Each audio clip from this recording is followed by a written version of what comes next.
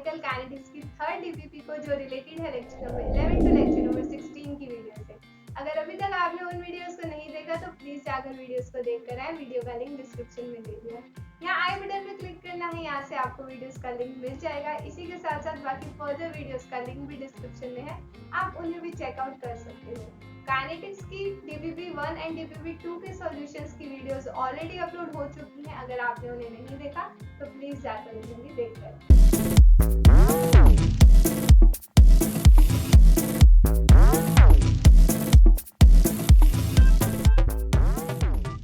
Hello guys, welcome back to RJ academy. आज की video में हम डिस्कस करेंगे केमिकल काइनेटिक्स की थर्ड डीपीपी को जो रिलेटेड है lecture number 11 to lecture number 16 की वीडियो से। अगर अभी तक आपने उन वीडियोस को नहीं देखा तो जाकर वीडियोस को देखकर आए।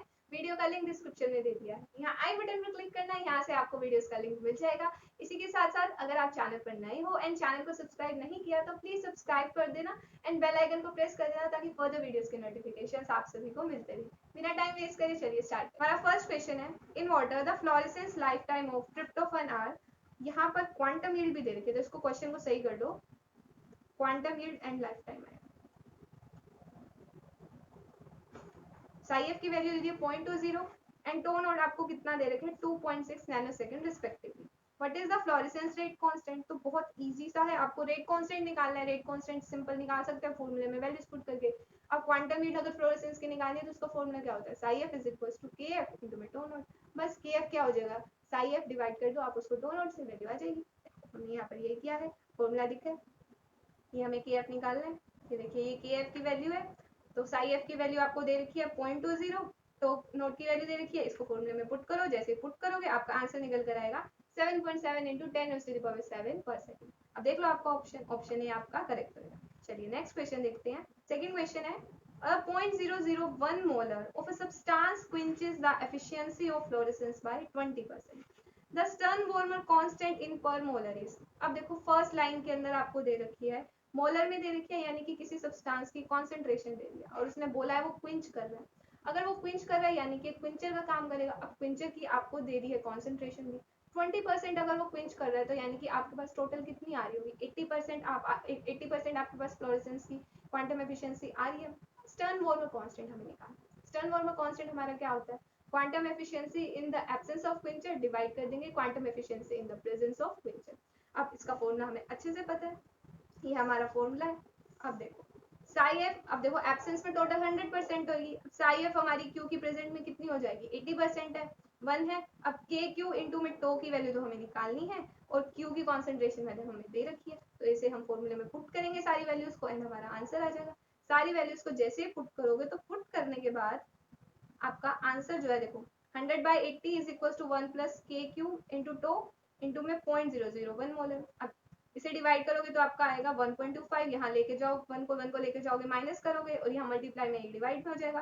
आपकी वैल्यू निकल कर आएगी 250 पर मोलर। तो आपका ऑप्शन डी करेक्ट हो जाएगा। देख लो ऑप्शन में भी बिल्कुल ऑप्शन डी आपका करेक्ट है। चलिए नेक्स्ट क्वेश्चन देखते हैं।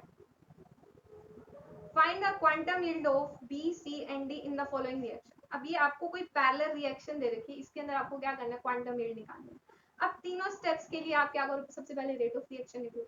अब देखो फर्स्ट आप लिखते हो, इसके लिए रेट ऑफ रिएक्शन लिखोगे तो क्या आएगा 1/2 dB/dt that is equal to K1 into concentration of A। अब तो वहां चला जाएगा, ये आपने निकाल ली dB की वैल्यू। अब dB की वैल्यू आपने निकाल ली है। इसी तरीके से आप सेकंड स्टेप देखो, सेकंड स्टेप में आप रेट ऑफ रिएक्शन सी के लिए लिखो एंड सी की वैल्यू निकालो। dC/dt आपका क्या आया K1 है। सिमिलरली इसी तरीके से हम थर्ड स्टेप के लिए भी लिख लेते हैं। ए जब आपको डी दे रहा है तो आपका dd/dt क्या हो जाएगा 2K1 into concentration of a. अब इसको लेट कर लो 1, इसको लेट कर लो 2 एंड इसको लेट कर लो 3। अब हम क्या करेंगे, इन तीनों का रेशियो निकाल देते हैं फॉर्मेशन का, सी का, बी का एंड डी का। अगर इसका रेशियो निकालेंगे तो देखो रेशियो निकालने के बाद हमारी वैल्यू क्या निकल जाएगी, देखो dV/dt ratio of dC/dt ratio of dd/dt। अब देखो K1 है यहाँ पे भी है, K1 है यहाँ पर भी है, K1 है यहाँ पर भी है, तो यानी कि तीनों में कॉमन आएगा तो हम बोल सकते हैं कि ये हमारा आएगा 2:1:2। अब क्वांटम यील्ड बी की निकालोगे, बी की निकालोगे क्या होगी वो 2K1 अपॉन में हम टोटल कर देंगे, टोटल थी 2K1 plus K1 plus 2K2। तो देखो इसको ऐड करोगे तो इसका आएगा 2K1/5K1 that is equal to 2/5।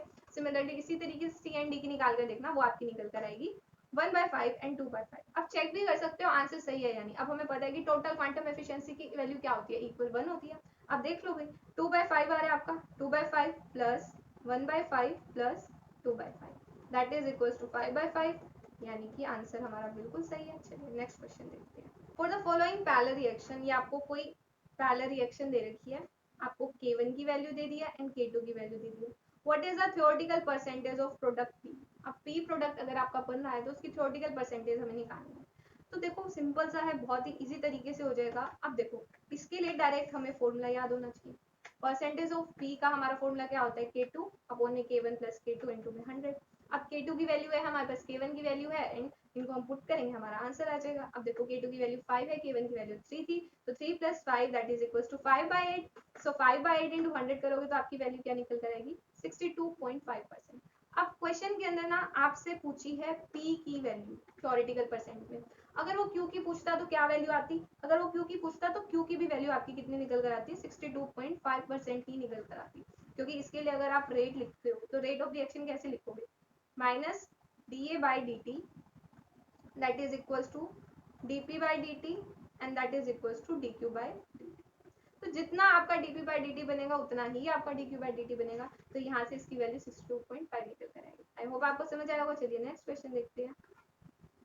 For reversible reaction, कोई एक आपको रिवर्सिबल रिएक्शन दे रखी है, ए आपका पी प्रोडक्ट में कन्वर्ट हो रहा है, K1 and K2 rate constant दे रखे हैं, K1 फॉरवर्ड है, फॉरवर्ड की वैल्यू दे दी है 4 इंटू 10⁻⁻² पर सेकेंड, K2 की वैल्यू दे दी है हाफ ऑफ K1, यानी कि K2 की आपकी वैल्यू क्या हो जाएगी 2 इंटू 10⁻⁻² पर सेकेंड।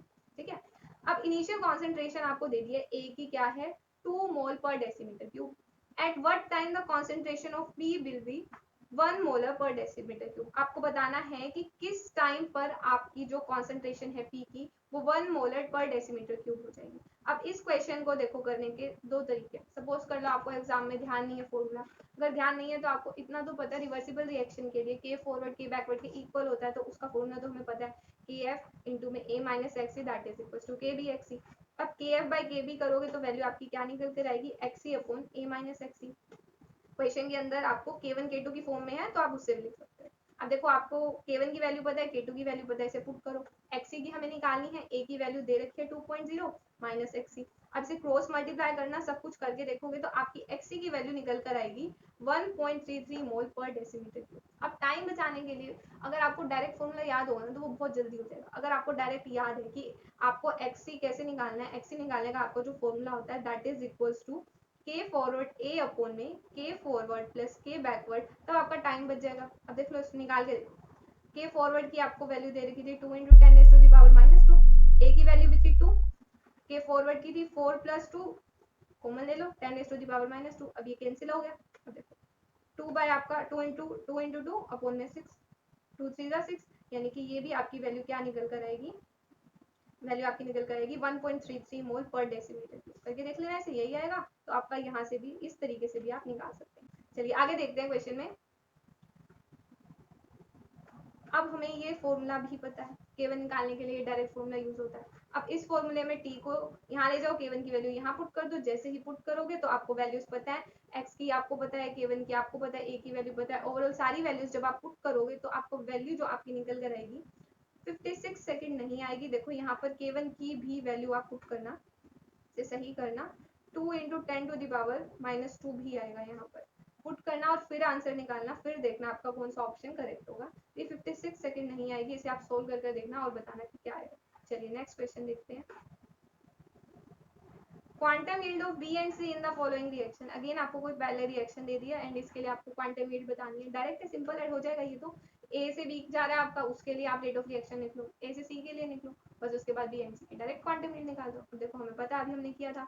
अब ए से बी के लिए आप रेट ऑफ रिएक्शन लिखो, क्या आएगा 1/2 dB by dt is equal to K1 है। तो यहाँ से आप बोल सकते हो dB by dt आपकी उसकी वैल्यू क्या आएगी, that is equal to 2K1। ठीक है, अब dB के लिए आपको क्वांटम यील्ड निकालनी है तो क्या हो जाएगी 2K1 अपॉन में टोटल, टोटल आपकी क्या है 2K1 करोगे, देखो 2K1 प्लस 2K2, यहाँ पर एक कॉमन आ जाएगा तो यहाँ से आपका ए से ए कैंसिल हो जाएगा।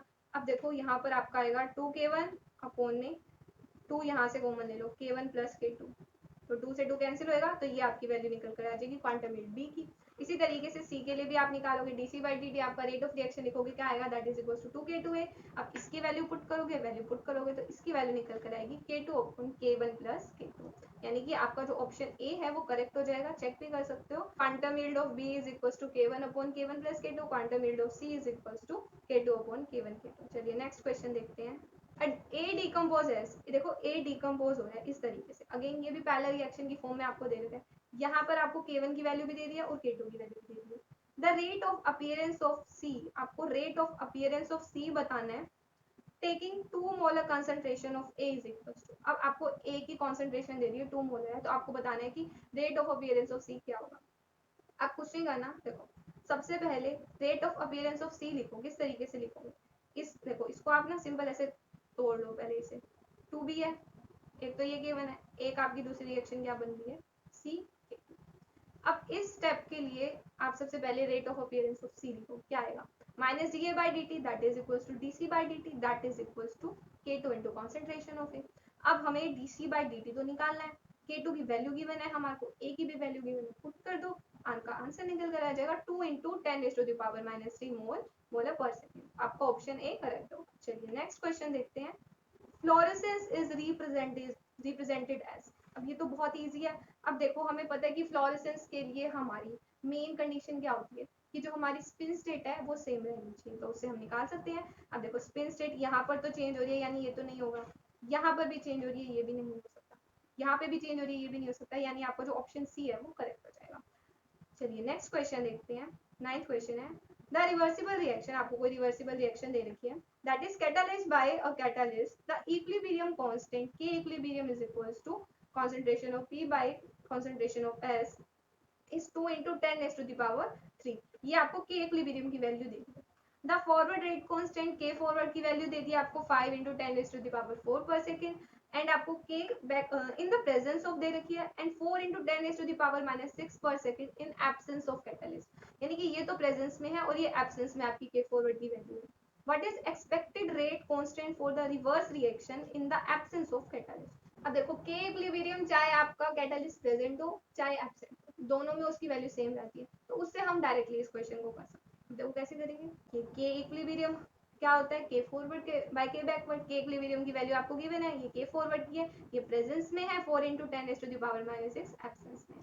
अब जैसे ही आप वैल्यूज को पुट करते हो, पुट करोगे तो आपको KB की वैल्यू निकल जाएगी। KB की वैल्यू अब कैसे निकलेगी, अब हम एब्सेंस वाले में यूज करेंगे ना। देखो K इक्विलिब्रियम की वैल्यू तो सेम रहेगी, 4 into 10⁻⁻6 है, KB वहां ले जाओ, जैसे ही लेकर जाओगे तो आपकी KB की वैल्यू निकल कर आएगी 2 into 10⁻⁹। इसकी कोई यूनिट नहीं होती, यूनिट लेस होएगा तो आपका ऑप्शन बी करेक्ट हो जाएगा। चलिए नेक्स्ट क्वेश्चन देखते हैं। ये तो बहुत इजी क्वेश्चन है। Which of the following is secondary effect, आपको बताना है सेकेंडरी इफेक्ट कौन सा आएगा, फ्लोरेसेंस है, फास्फोरेंस है, बोथ ए एंड बी है, या फिर नॉन ऑफ दिस है।